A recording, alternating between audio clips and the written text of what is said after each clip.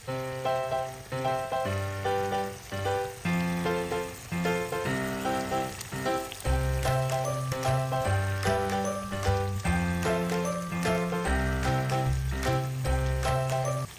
guys! Welcome back sa page Kapampangan Cooking. For today's cooking vlog, magluluto tayo ng mabilisang pulutan. Ito guys, nakita ko lang din sa internet, gagayahin lang din natin. Magluluto tayo ngayon ng spam salpikaw. Ito yung gagamitin nating spam. At ito na siya guys, hiniwa ko siya into cubes. Okay, umpisa na natin.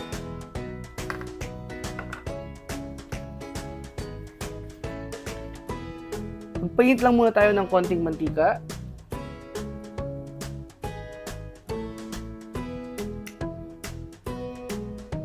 Tsaka maglagay na rin tayo ng konting slice ng butter.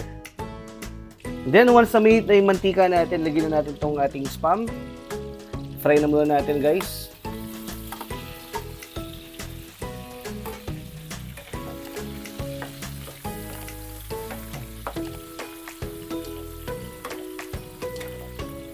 Fry lang muna natin yan. At ilagay na rin natin itong ating garlic para maluto na rin siya. Yan. Siguro i-fry lang natin yan ng mga 5 minutes.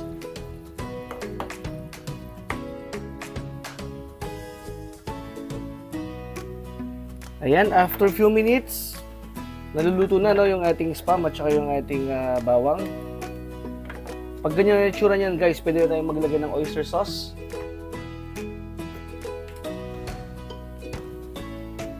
Tansyahan lang, no? Yan, siguro isang sandok. Kunti pa.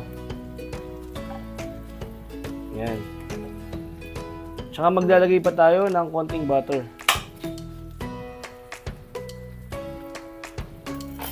Ayun, ganun lang siya kadali guys, no? Then tuloy pa natin yung pagluto. First time ko lang lutuin to, no? Pero mukha naman siyang masarap. Kung sawa na kayo, no? Sa papirito lang na spam, try nyo na tong recipe na to.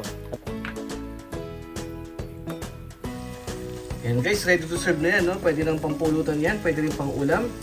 Kung umabot kayo sa part ng video na to, maraming salamat sa inyong panonood. At kung hindi pa kayo nakasubscribe, mag-subscribe na rin kayo. Pakiclick nyo na rin yung notification bell para ma-update kayo sa mga susunod pa nating video gaya nito. Okay guys, hanggang sa muli. Bye!